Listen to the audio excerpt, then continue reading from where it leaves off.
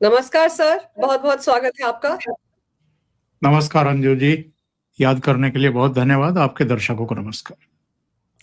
Sir, Sam Pitroda uncle ने तो राहुल गांधी की पूरी पोल पट्टी खोल कर रख दी। बता दिया कि जर्मनी में वो जिस ग्लोबल प्रोग्रेसिव अलायंस की बैठक में गए थे, उसका तो काम ही राइट विंग को खत्म करना है। यही तो सबसे बड़ी समस्या है राहुल गांधी के सामने। भाई, जब से मोदी जी प्रधानमंत्री बने हैं तब से वो खत्म करने में ही तो लगे हुए हैं। ये अलग बात है कि कांग्रेस को खत्म कर रहे हैं, मोदी जी को खत्म नहीं कर पा रहे हैं। जॉर्ज सोरोस का एजेंडा भी तो यही है अंजू जी।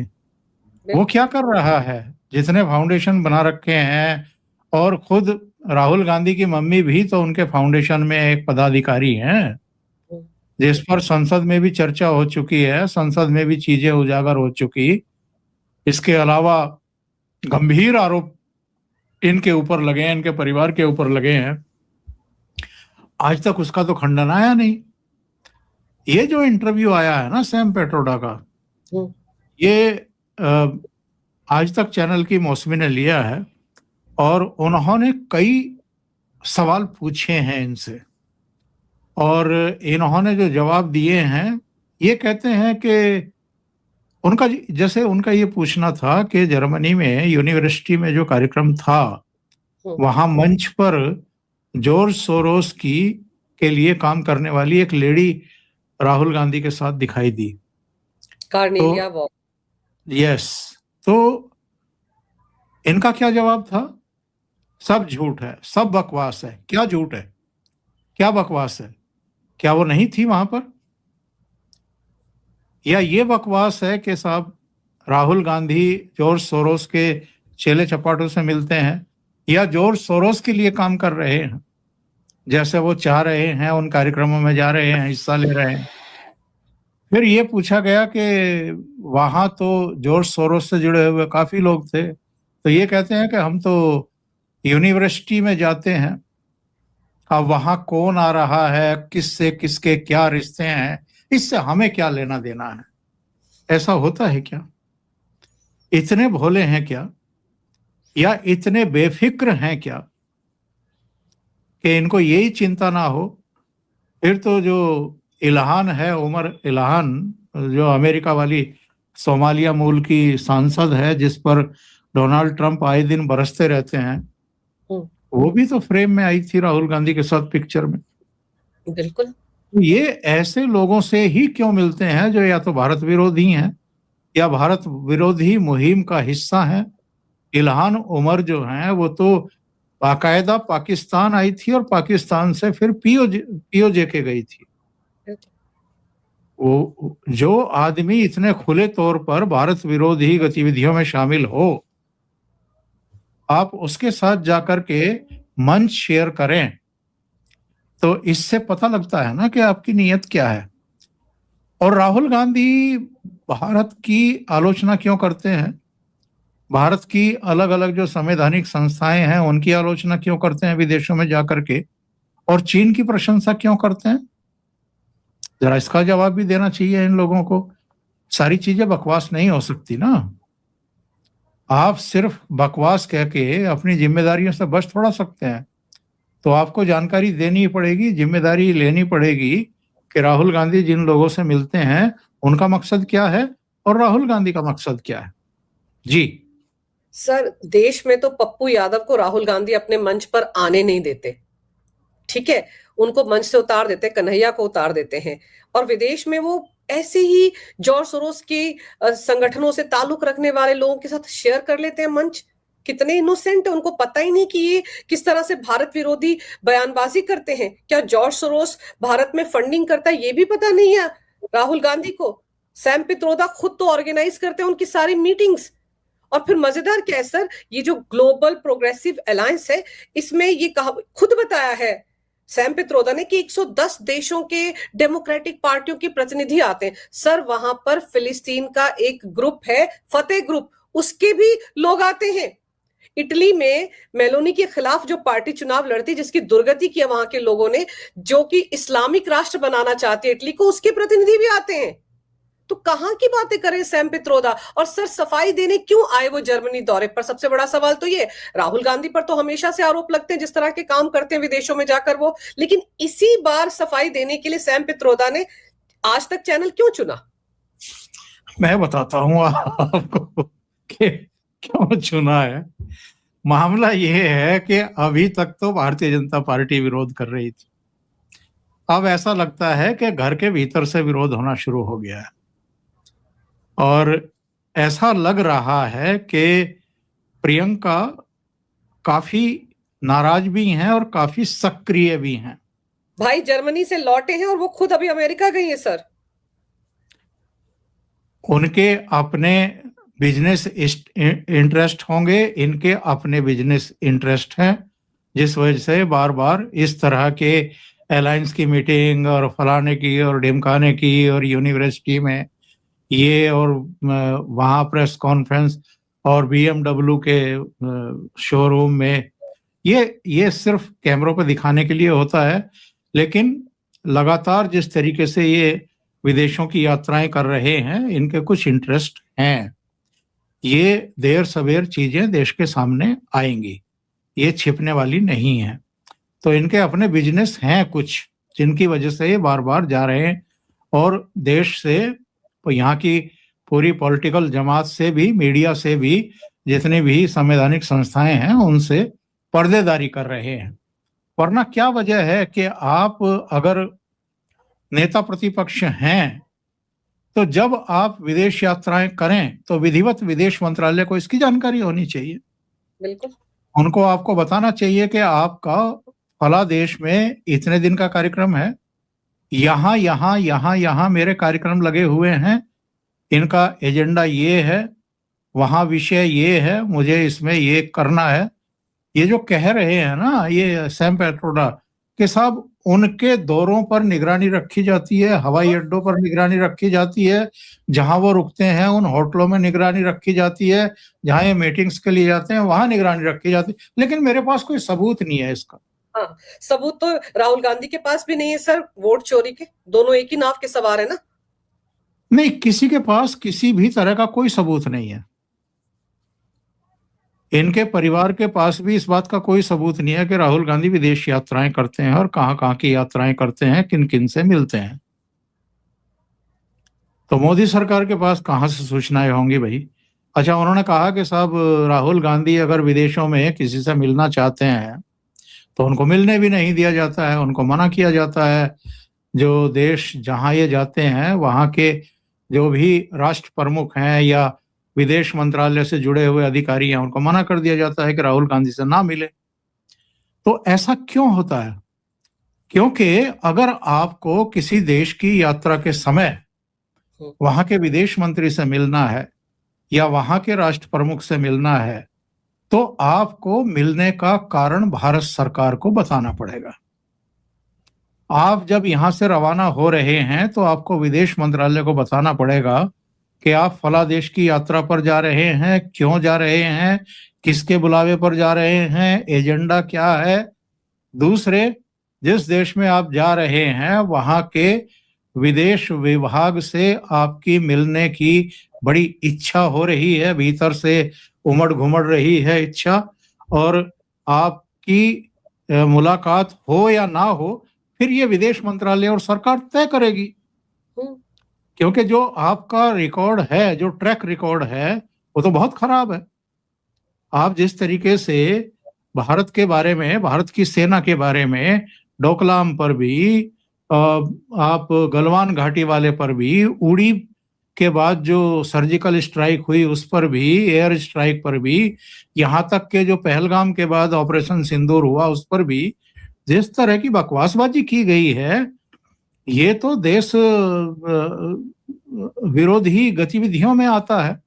तो आप अगर किसी दूसरे देश के विदेश मंत्रालय या विदेश मंत्री से जाकर के मिलते हैं या राष्ट्र प्रमुख से मिलते हैं, तो आप उसके सामने क्या कह देंगे, इस बात पर किसको कौन भरोसा करेगा। और ये जो छाती पीट रहे थे राहुल गांधी और उनके समर्थक और मल्लिकार्जुन खड़गे और राहुल गांधी को पुतिन के डिनर में क्यों नहीं बुलाया गया, तो भाई पहले ये तो जरा समझ लो कि पुतिन साहब आपसे मिलना भी चाहते थे कि नहीं मिलना चाहते थे? बिल्कुल। क्योंकि वो उनके यहाँ तो जॉर्ज सोरोस के जितने फाउंडेशन, जितनी गतिविधियां हैं, वो सब ब्लैक लिस्टेड है। हम्म, उनकी तो एंट्री ही नहीं है रूस में। तो ऐसे में जबकि दुनिया भर को अब पता चल चुका है कि जॉर्ज सोरोस के साथ आपकी मम्मी के लिंक हैं, आपके लिंक हैं, और आप, ये भी तस्वीरें आई थी, उसका भी कोई खंडन या प्रतिवाद नहीं हुआ कि ये जॉर्ज सोरोस के बेटे की किसी शादी में या फंक्शन में गए थे जिसके कुछ फोटो वोटो आए थे। तो ये पूरी दुनिया को पता है कि भाई आपके रिश्ते हैं। और सैम पेट्रोडा ने इस इंटरव्यू में ये भी कहा है, जब जॉर्ज सोरोस से रिलेटेड फिर सवाल पूछे गए, कि साहब ये सब बकवास है जॉर्ज सोरोस के बारे में जितनी की जाती हैं, और जॉर्ज सोरोस अपना काम कर रहा है, आप लोगों को अपना काम करना चाहिए। यानी जॉर्ज सोरोस के बारे में वो कुछ भी सुनने को तैयार नहीं है। तो ऐसे में अगर आप विदेशों में जाएं और ये धौंस पट्टी दें कि मैं नेता प्रतिपक्ष हूं और मैं वहां की सरकार के जो राष्ट्र प्रमुख हैं उनसे मिल सकता हूं, मुझे मिलने दिया जाए, तो क्यों मिलना चाहते हैं, एक तो ये बताएं।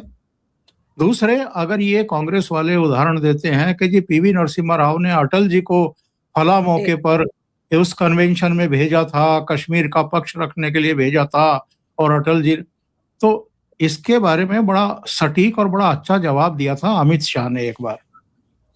उन्होंने कहा था कि नेता प्रतिपक्ष पद पर कौन बैठा हुआ है ये देखना पड़ता है भैया। अटल बिहारी वाजपेयी जिस तरह के आदमी थे, उनकी तुलना राहुल गांधी से कैसे की जा सकती है, या राहुल गांधी की तुलना अटल बिहारी वाजपेयी से कैसे की जा सकती है? पीवी नरसिम्हा राव को अटल जी पर भरोसा था कि वो भले ही नेता प्रतिपक्ष हों लेकिन वो भारत का पक्ष रखेंगे। ये तो भारत के खिलाफ बोलते हैं। सर, मुझे तो ये समझ नहीं आता कि अगर राहुल गांधी अपने एलओपी होने की बड़ी धौंस दिखाते हैं, उनको अधिकार याद आते हैं कि मुझे पुतिन से मिलना चाहिए था, मैं नेता प्रतिपक्ष हूं, तो कर्तव्य तो कभी याद नहीं आए।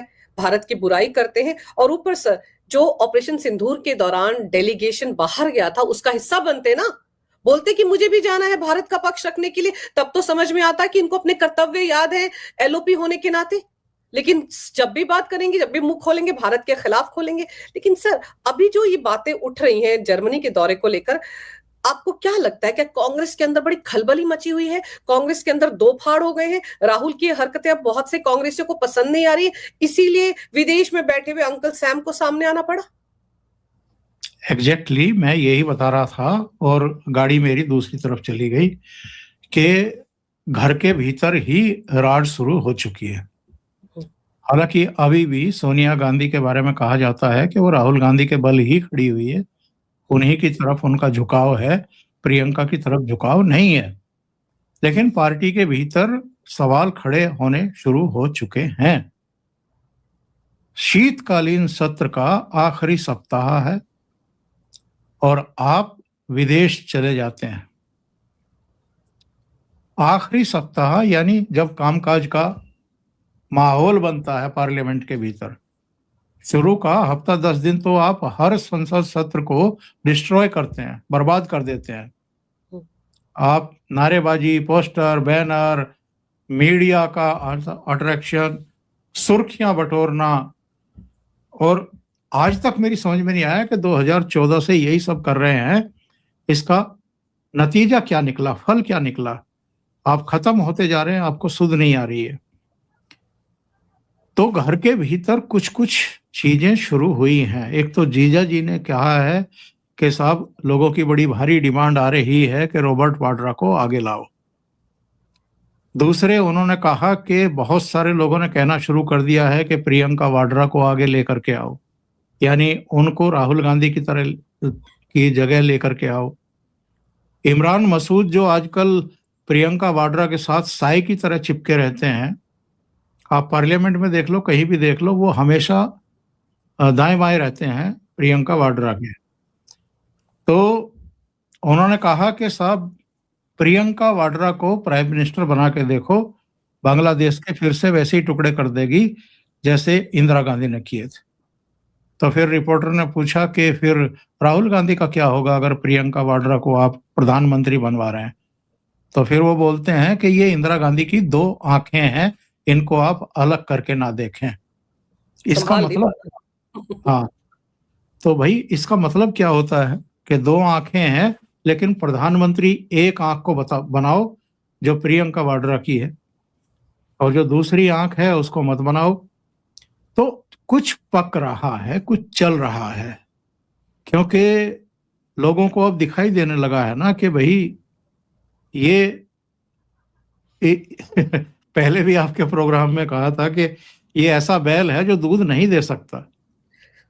तो अब लोगों की ये समझ में आ रहा है धीरे धीरे। अब ये देखने वाली बात होगी कि ये मुहिम आगे बढ़ती है या नहीं बढ़ती है, लेकिन है खतरनाक संकेत।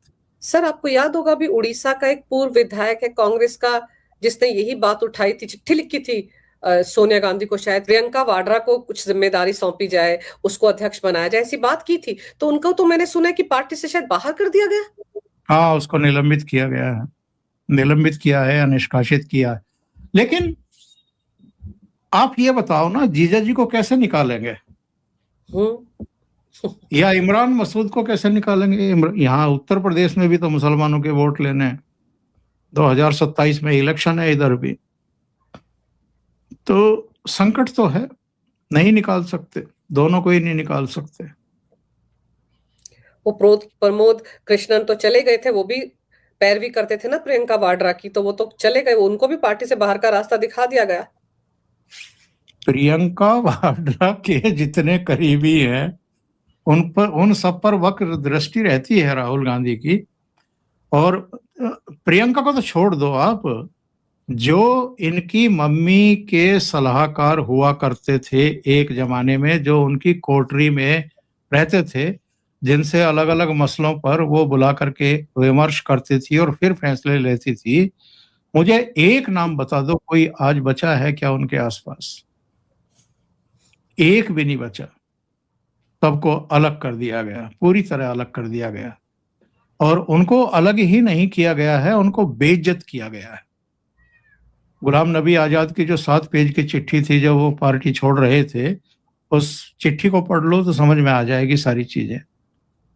अब गुलाम नबी आजाद जैसे लोग, अब आप देखिए किस किस के साथ काम नहीं किया। संजय गांधी के साथ काम किया, राजीव गांधी के साथ काम किया, इनकी मम्मी के साथ काम किया, पीवी नरसिम्हा राव के साथ, सीताराम केसरी के साथ, इसके अलावा उन्होंने मनमोहन सिंह के साथ काम किया, वो जम्मू कश्मीर के मुख्यमंत्री भी रहे, वो 36 साल तक कांग्रेस पार्टी के महासचिव रहे, CWC के मेंबर रहे। ऐसे आदमी को जैसे मक्खी को दूध से निकाल करके फेंकते हैं, ऐसे निकाल करके फेंक दिया। तो बहुतों को किनारे कर दिया गया, बहुतों को किनारे कर दिया गया। और ऐसे लोग जो कई पीढ़ियों से पार्टी की सेवा कर रहे हैं, इस परिवार के भी करीबी रहे और विश्वास पात्र रहे, अब वो कहीं आसपास भी दिखाई नहीं दे रहे हैं, सब हताश निराश होकर के बैठे हुए हैं। एक कभी इंटरव्यू आया था, डॉक्टर शकील अहमद का आया था, बिहार के जो हैं, वो भी बड़े भन्नाए हुए घूम रहे हैं सर आजकल, कैसी पोल पट्टियां खोलते हैं।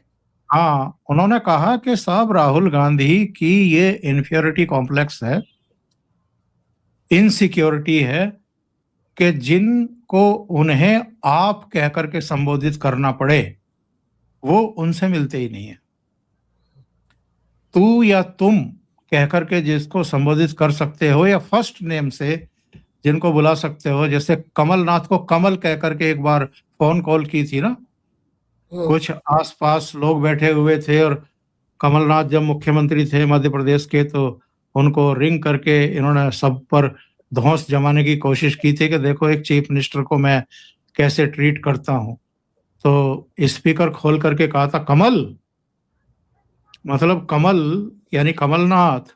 वो भी संजय गांधी के साथ काम कर चुके, राजीव गांधी के साथ, सोनिया गांधी के साथ, बाकी जितने लीडर मैंने गिनाए थे सबके साथ काम कर चुके, और राहुल गांधी उनको कमल कह करके बोला रहे थे। तो आप अंदाजा लगाओ कि इनमें कितना अहंकार कूट कूट करके भरा हुआ है, और इनको भारतीय संस्कृति संस्कारों से कोई लेना देना नहीं, इनका कोई परिचय भी नहीं है कि बड़ों बुजुर्गों के साथ में या जो अनुभवी लोग होते हैं उनके साथ कैसे पेश आया जाता है। इनको लगता है कि ये प्राइवेट लिमिटेड कंपनी है, हम इसके सीईओ और मालिक हैं, बाकी सब काम करने वाले जितने भी नेता हैं, मुख्यमंत्री अगर 2-3 प्रदेशों में हैं तो वो भी सब हमारे कर्मचारी और अधिकारी हैं। हम चाहे जैसे अ, उनकी सीआर भरें, जैसे चाहे उनको सर्टिफिकेट दें, चाहे जैसे व्यवहार करें, ये तो हमारी मर्जी के ऊपर है। हम जैसे चाहे वैसे इनके साथ बिहेव कर सकते हैं। सर, शकील अहमद ने तो ये भी कहा था कि राहुल गांधी से मुलाकात करने के लिए 3 साढ़े 3 साल का इंतजार करना पड़ता है। वो किसी से मिलते ही नहीं है, किसी से बात ही नहीं करते। वही बातें जो असम के सीएम कहा करते थे, हिमंता। गुलाम नबी आजाद की जो 7 पेज की चिट्ठी है, उसमें यही सब लिखा हुआ है। सोचिए कि राहुल गांधी से मिलने के लिए अगर कांग्रेस के कार्यकर्ताओं को इतना इंतजार करना पड़े सर, तो फिर काहे कि वो नेता हैं, कैसे वो जमीन से जुड़ सकते हैं। पर सर, ये जो सैम पित्रोदा है, इन्होंने एक बात कही, जब ये भी पूछा गया उनसे कि राहुल गांधी सेशन के बीच में चले गए, तो उनका जवाब सुनिए। उससे पता चलता है कितने सीरियस नेता है राहुल गांधी और उनके आसपास की कोटरी वाले भी क्या सोच रखते हैं। उन्होंने कहा, भारत एक बहुत विशाल देश है, हर महीने कुछ ना कुछ होता रहता है, तो ऐसे में अगर वो सेशन को छोड़कर चले गए तो कोई बड़ी बात नहीं है। सर, सेशन को छोड़ के एलओपी चला जाए, किसके लिए? वो ग्लोबल ये जो अलायंस है प्रोग्रेसिव, इसकी मीटिंग के लिए, जो रिजीम चेंज का काम करता है उसकी मीटिंग के लिए उन्होंने अपने देश में एलओपी की जिम्मेदारी को टाटा बाय बाय कह दिया, और उसको जस्टिफाई कर रहे हैं सैम पित्रोदा। देखिए, वो ओवरसीज कांग्रेस के नेता हैं और ऐसा लगता है कि भारत में तो कांग्रेस जीत नहीं पा रही है, कामयाब हो नहीं पा रही है, तो अब अलग अलग देशों में चुनाव लड़वाने की तैयारी उनकी है राहुल गांधी की, कि राहुल गांधी के नेतृत्व में वहां कांग्रेस पार्टी को खड़ा किया जाए और वहां पर तो राहुल गांधी इस तरीके से अगर देखें तो राष्ट्रीय नेता नहीं है, अंतर्राष्ट्रीय नेता है। और जब अंतर्राष्ट्रीय नेता कोई बन जाता है तो फिर अपने देश के लिए जितना समय वो निकाल सकते हैं उतना निकालेंगे ना, बाकी जगहों के लिए भी तो उनको समय रखना है ना। तो क्या होता है ये सेशन वेशन और ये शीतकालीन सत्र और एलओपी का पद, एलओपी के पद के लिए तो वो बने ही नहीं है एक्चुअल में, वो बहुत ऊंचे किस्म के नेता है, ये इनके लिए बहुत मामूली सी बातें हैं। लेकिन सर, एक मजेदार चीज ये है कि जैसे पुतिन आए थे, पुतिन नहीं मिलना चाहते थे, इसलिए भारत भी कुछ नहीं कर सकता था, वो नहीं मिले। जबकि पिछले महीनों में कितने सारे विदेशी मेहमान आए, उनमें से बहुत से मुलाकात की है सोनिया गांधी ने भी, राहुल ने भी। लेकिन विदेश में वो जा रहे हैं, भारत सरकार को भरोसे में लेकर नहीं जा रहे हैं, और वहां पर कोई नेता नहीं मुलाकात करता है तो उसका ठिकरा भी मोदी सरकार पर फोड़ा जा रहा है कि देखिए, वो उनको बुलाते हैं, उनको फोन करते हैं, उनको कहते हैं मत मिलना राहुल गांधी से। आपने अपनी शख्सियत कैसी बनाई है आप खुद नहीं जानते, कम से कम आईने के सामने खड़े होकर एक बार पूछ लीजिए। खेल तो कोई बहुत बड़ा चल रहा है, अभी उसका खुलासा करना ठीक नहीं है, लेकिन संकेत मिल रहे हैं। ये जिस तरीके से प्रियंका गांधी वाड्रा ने इनकी गैर मौजूदगी में स्पीकर के चैम्बर में जाकर के प्रधानमंत्री के साथ बातें की हैं, चाय पी है और खिलखिला करके हंसी है, तो ऐसा लग रहा है कि भाई सत्ता पक्ष की तरफ से भी एक काम तो शुरू हुआ है, कुछ एक सॉफ्ट विपक्ष, एक सम्मान दे करके, जैसे नितिन गडकरी ने सदन में ही कह दिया कि प्रियंका जी आप क्या बात कर रही हैं, आप कभी भी आ जाइए, दफ्तर के दरवाजे खुले हैं हमेशा आपके लिए। और फिर एक स्पेशल डिश खिलाई उनको, बताया नितिन गडकरी ने कि ये मैंने बनाई है, अपने हाथों से बनाई है, इसको आप खा के देखिए। और प्रियंका वाड्रा ने खाई बल्कि उसकी कुछ मिनट्स भी सामने आ गई हैं निकल करके, जो बातें हो रही थी उसमें ये हुआ कि प्रियंका ने अपनी तरफ से प्रधानमंत्री से पूछा कि आपकी 3 देशों की यात्रा कैसी रही, तो प्रधानमंत्री ने कहा कि नहीं, बहुत अच्छी यात्रा थी और बहुत अच्छे समझौते भी हुए हैं और भारत के हितों पर जो है काफी बातें हुई। फिर किसी दवा के बारे में, हर्बल मेडिसिन के बारे में कुछ प्रधानमंत्री ने पूछा कि आप वो ले रही हैं आपका अनुभव कैसा है उसके बारे में? मतलब प्रधानमंत्री के पास ये भी जानकारी है कि प्रियंका वाड्रा जो है वो कौन सी दवाई ले रही है। समझे?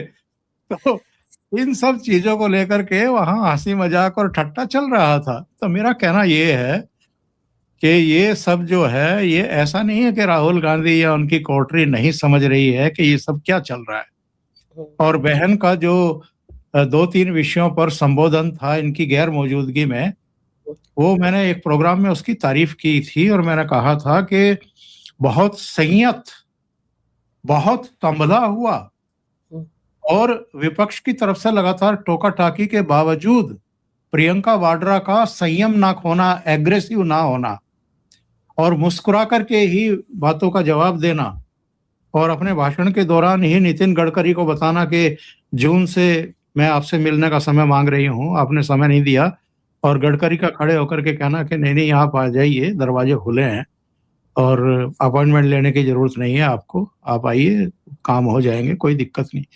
तो ये सब चीजें क्या है और क्या संकेत मिल रहे हैं? सीधी सी बात है कि राहुल गांधी नहीं चाहिए किसी भी सरकार को, वो चाहे मोदी की सरकार हो या कोई भी हो। नेता प्रतिपक्ष के रूप में जिन शब्दों का प्रयोग करते हैं, जिस एरोगेंट तरीके से बात करते हैं, जिस बॉडी लैंग्वेज के साथ बात करते हैं और संसद के भीतर तथ्यों के साथ, संयम के साथ जिस तरह बात रखनी होती है, अगर 5वीं बार के सांसद वो सलीका नहीं सीख पाए हैं तो ऐसे व्यक्ति के बजाय जिसने उनकी गैर मौजूदगी में बहुत अच्छे तरीके से, जो एक तरीका भी होता है भाई, पार्लियामेंट में आप बोल रहे हो, जनसभाओं में बोल रहे हो, खूब प्रहार करो आप जी, लेकिन तरीका होता है उसका भी। और जब आप 1 to 1 मिलें तो फिर एक दूसरे का शिष्टाचार और वो सब चीजें जो है वो भी होनी चाहिए, वो जो राहुल गांधी में सिरे से गायब है। तो ये अब उनके करीबियों को, सलाहकारों को समझ में आ रहा है कि ये तो कांग्रेस पार्टी के भीतर ही कुछ हो रहा है, इसको संभालो किसी तरीके से, साफ सफाई ही दे दो।